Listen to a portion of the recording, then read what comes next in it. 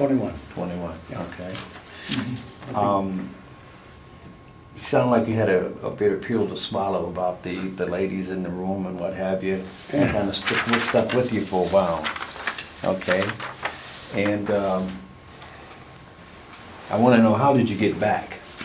You're back to States? From the States, yes. Mm-hmm. I came back in a Liberty ship. On the Liberty ship? On a Liberty ship, and Okay. I got back at the officer, and I took the information, all the stuff for the enlisted men, and put it in my stuff, and took it back with me. And they didn't bother us, our group, but it was in a Liberty ship, and what was it? The name isn't important, but it was just an old Liberty ship, but not quite the Queen Elizabeth I've been across. I have a couple of questions. Sure. The Bronze Star, how did you get that? Yes, we were approaching the Rhine, and we were going with our bugs, jeeps, and we got ambushed, and everybody scattered. And I tried to call them together and say, hey, let's do what we have to do. And I found three guys, just recruits, I think, that were crying because they were being shot at. And so I said, well, fellas, we're going to go back to the aid station. So I walked them back to the aid station, and I said, these guys need help. Then they turned to me, because I was wounded at the time. That's when I got my wound, right in my ear. And Okay. I was all bloody. And the medics looked at me, and he says, what do you want to do? And I said, I want to go back to my outfit. And so his words were, patch him up and send him on back. And that's the story of how I got my Bronze Star, to get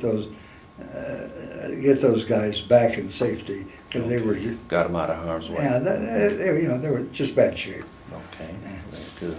Did you lose a lot of good friends while you were in combat? Frankly, I did not. Okay.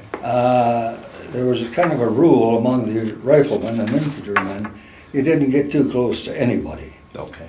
And I did not. I lost a few, but not an awful lot, because I was pretty much of a loner, and that way I didn't have the involvement with those. Okay. Did you stay in touch with your family while you were over there? Stay in touch with my family, yes, I did. Right. As much as I could. Okay. We had the female, and my brothers, I remember, my older brother, who sent me a Christmas present, he sent me a pair of socks, and I didn't know what to do with those. But I had a friend who I'd met in the state, who was from Pontiac, and he was in the medics, and he landed at D-Day, really. And he got together with his unit of medics, and they assembled all the candies and cakes and things they couldn't use, and they'd send them on to me. And so I got a lot of stuff like that. But the hell, I couldn't eat it all. So I just gave it to the guys, and it worked out fine. Okay. When you got on your ship and you came back home, where did you land? What port? New York City. North City? And we did get the hoopla. And we had a few bells and whistles and that sort of thing. And it was in New York City, This is where we'd taken off from. How long did you stay there? Oh, just a matter of days. Okay. Then they sent me to Camp Atterborn in what is it, Illinois or someplace. Atterbury? Atterbury. Indiana? Indiana, yeah. And so I got discharged out of Atterbury, and that was it. Okay. They said goodbye to me. All right.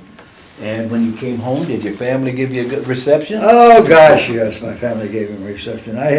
When I was in Berlin, I didn't smoke cigarettes, and I don't smoke cigarettes, but I had money, and you could sell cigarettes for $100 a carton. And so that was the big thing. You go down to the center of town, and all the Germans wanted to buy cigarettes, and so you sell them for $100 a carton. Well, I